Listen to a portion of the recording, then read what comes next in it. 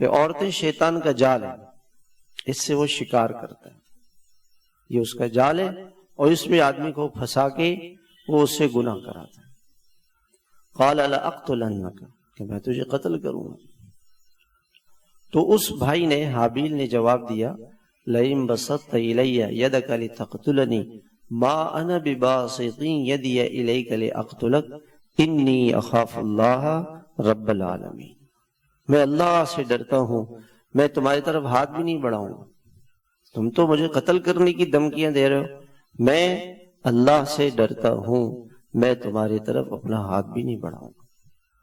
اللہ کا ڈر یہ ہر گناہ سے بچا لے، اور جب تک یہ نہیں ہوگا آدمی سے گناہ ہوتے رہیں گے۔ اس لیے فرمایا کہ اللہ سے اتنا ڈرو جتنا ڈرنے کا حق ہے، اور آگے فرمایا وَلَا تَمُوتُنَّ إِلَّا وَأَنْتُمْ مُسْلِمُونَ، اور موت تک اللہ کی فرما برداری کرتے رہو۔